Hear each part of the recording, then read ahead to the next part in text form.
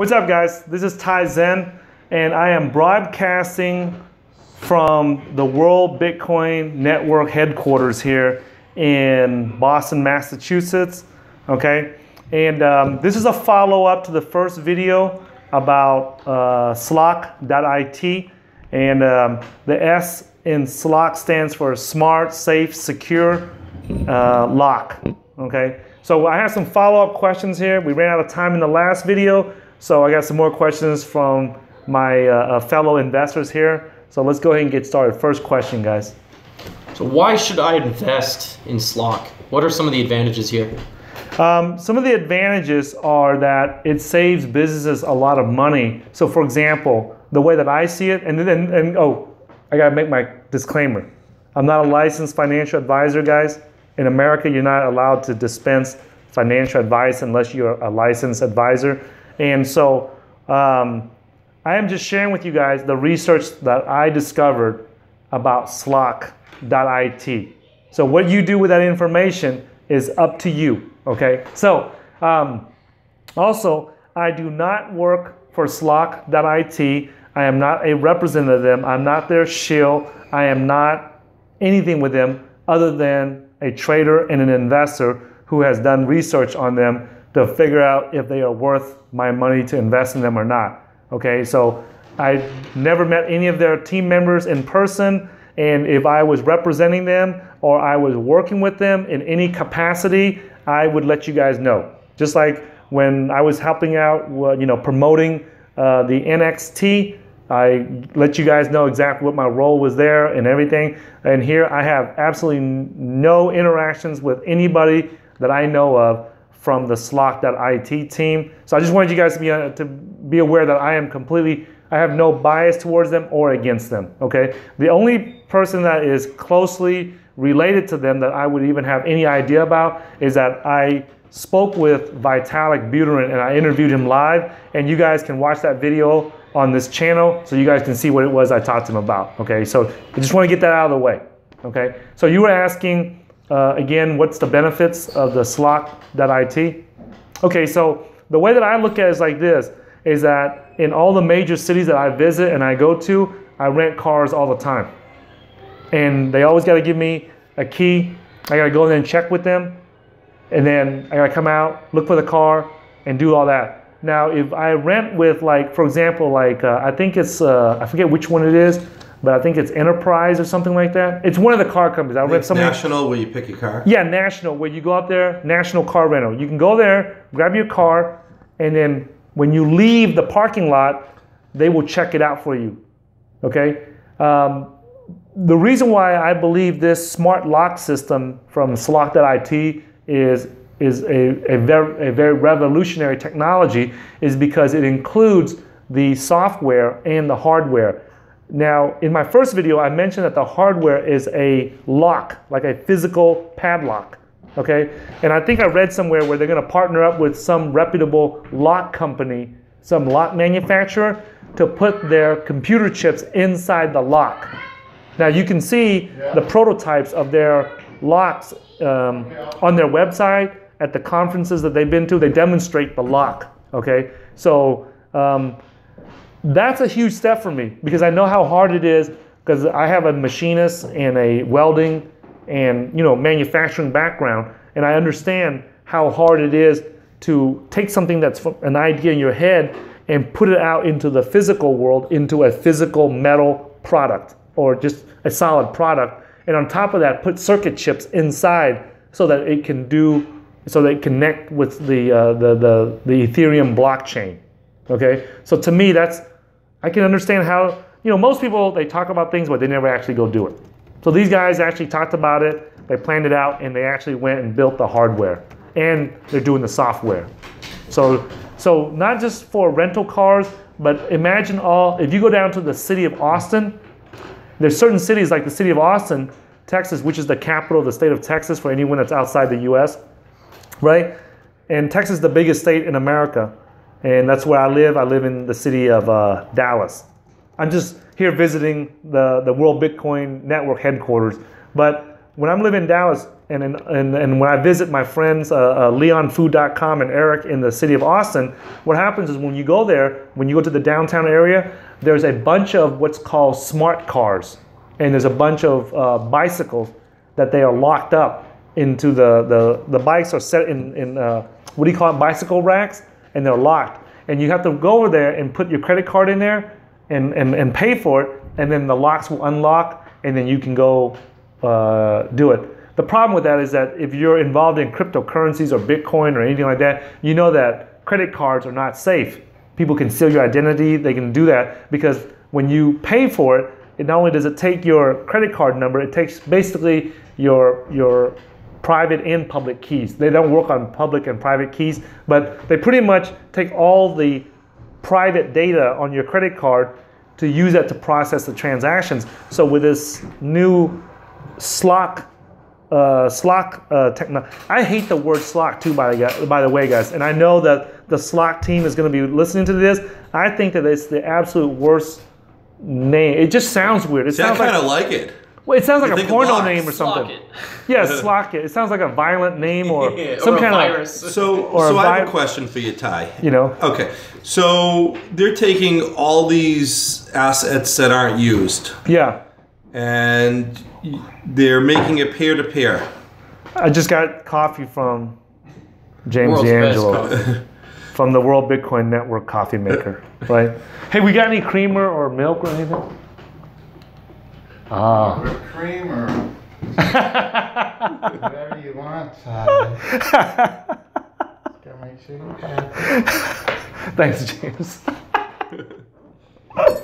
Okay. So if you take all the assets out there that aren't being used, that people want to rent out or make money on, are they planning on using a lock for each one of them? Yes, and that's one of the challenge that they're going to face is how to create this hardware lock. Right now, they're just they're demoing it. They're doing the prototype and they're demonstrating it on doors and simple things that people can understand. But later on, they're going to move into hardware that's going to be for laptops, for computers, for cars. If you have a bicycle or a car or a trailer or anything like that you are not using and you want to rent it out, let's say that, imagine doing the, what's up? Pause the uploading because I can't get any internet. Oh, okay, my bad. Okay, so I was trying to upload some videos, guys, and hold on here. All right, guys, sorry about that. I had James wanted me to throttle my video uploads here because I'm shooting this video and uploading some other videos up to the channel because everybody's been bugging me about about where to buy and sell Ethereum and stuff. Okay, so back to your question. Yes. Right. About the locks. The locks. On every asset involved in Slock.it, you're going to have a lock. Yeah. So there's going to be a hardware device that's also connected. There's going to be two portions. One is hardware and one is software. Okay. So it's like an Internet of Things bridge. Exactly. That's what they actually call it. They call it the Internet of Things. So that everything. And this is amazing because, how when you go to the hotels and stuff, imagine this. Imagine, because I stay at a lot of hotels almost every week, so I use it and I'm very familiar with this.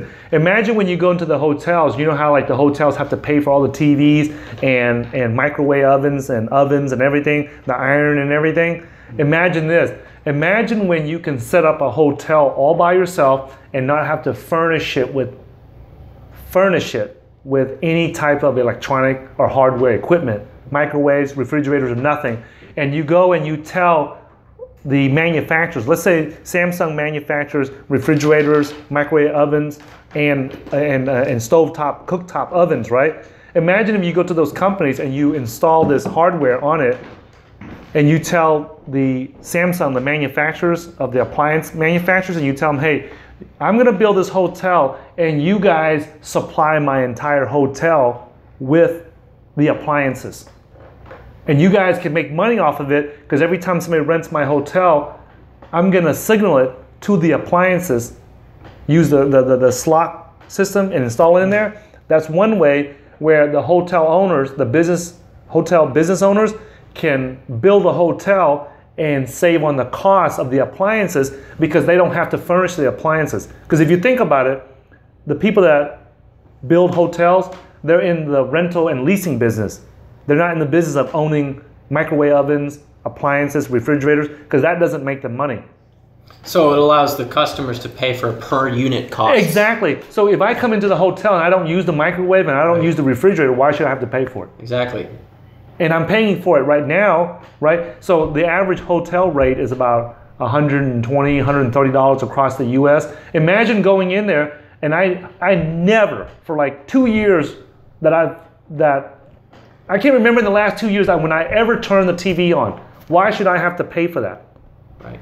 Why should I have to pay for that? So it allows businessmen to target specifically what people want instead of having to pay for unnecessary costs. Exactly. Imagine that. Imagine the cost of operating a hotel. If you're a business of you're a hotel owner and you want to expand your hotel chain or you want to open up more hotels in the city, imagine doing it without having to pay for all the appliances in the hotel. Imagine letting Samsung or letting Kenmore or letting any of those appliance manufacturers pay for it themselves and put their appliances in your hotel, and they manage the maintenance, they do the upkeep and do everything, and you don't have to mess with it. So it's like not having to buy those channels on Comcast that they bundle in. Exactly. So you know how like they force feed you to buy 100 channels and stuff? Now you can put I can see a world where they can put the Slock into those Comcast, those stupid cable boxes, and then you just pay for what you want to see. And I have one step better for you too. What's that? That this is going to save companies, seriously, a huge amount of money. I mean, you can get rid of tons of people. Yeah, that's the key. And imagine this. Like I'm using the Samsung S5 right now to record this video, and you're using an Acer laptop with your questions on there, and I'm using a Dell laptop over here. Imagine if all these electronic devices, all these laptops, and all these when I got this Samsung S5 in America when it first came out, it was like $650. But I'm only going to use it for about a year, maybe at max, a year and a half before I exchange it and get a different one. Just because I'm a technology freak, I don't need to buy another one, but because if it has a better camera or something like that, I shoot a lot of videos. So if they come out with a better camera, I'm just gonna go and get rid of this one to get the S6 or S7 just because it has a better camera. Not because the cellular service is any better, but just because I shoot a lot of videos and it's worth it. So why should I have to pay the $650 for this cell phone when I'm only gonna use it for 12 months? The phone still works. I take care of it and everything, especially if you get their active version or the sport version. You can drop those things 1,000 times and they still work. So why don't I just use, if they implement the Slock.it inside of it, the hardware and the software, now I can just pay to use the phone for 12 months, and then when I'm done with it, I just give it back to the manufacturer. So this eliminates the need to even have a cellular service. It does. You don't need all these little T-Mobile stores, all the Sprint stores, all the what do you call that? All the AT&T stores in America. And outside the U.S., I don't know what you guys use, but in America we use T-Mobile, AT&T, and Sprint. Those are the three major cellular networks. And imagine not having to pay for the iPhones, the $600 iPhones, or the $600 Samsung phones or LG phones, and you just rent it or lease it using the Slock.it system. I think this idea is game changing. The only thing that I see is a potential problem with the hardware. I think people can be disrespectful, can vandalize it. Yes. Can cut it, can break, They can even exchange out the parts inside. Yeah. I can get this Samsung 5 phone and switch out the new battery with the dead battery and give it back to them. Yeah, all those things are possible, but here's the thing. That's where I believe having the DAO, the Decentralized Autonomous Organization, it's software and hardware, so they can check it, and if the software, if things are missing, or they can grade the batteries if it's less than a certain percentage when you return it, if it's not at least 70% working capacity. I don't know how they measure batteries, but something like that, then you lose this much, or you get charged this amount. Or if it checks the ID of the serial number of all the hardware, when they give it to you, every piece of hardware in there has a serial number on it. So if they run a scan of the hardware and these serial numbers are missing, right, then they can charge you more for it, or you have to pay for that component. I don't see that as being a hard, I don't know, maybe I'm just fantasizing and dreaming, but I can see a world where all the electronic devices that we borrow and we wear. Now imagine this watch, this TW Steel watch that I'm wearing right here, right? Imagine that instead of me buying it, most of the watches I wear, I like it, but then after a while, I see a different watch that I like better. I don't want to have to keep this watch anymore. What if I can return it? The metal part, the components and everything, that's not gonna change that much. The case and everything, it's made out of steel. So what am I gonna do? Unless I'm just banging it against concrete every day, the watch is not gonna get ruined, right? At worst case scenario, they just replace the bands, the leather bands, or the nylon bands, or whatever it is. But the entire watch itself is not. I don't see that being a problem, And then I can just return it and get a different watch. I'm even thinking this is a good concept for landlords. People coming into town like you that need a place to stay for a week. Yeah. You pay a higher rate per day than the average tenant. Yeah. You have your Slock.it, you do your thing to get in, and boom, it's your place for a week. Yeah, so there's a lot of people in the Boston area that's utilizing the Airbnb, right? So that they can rent out empty rooms that they don't have. So basically, Slock.it allows you to rent out or lease out the physical things that you have that you are not using.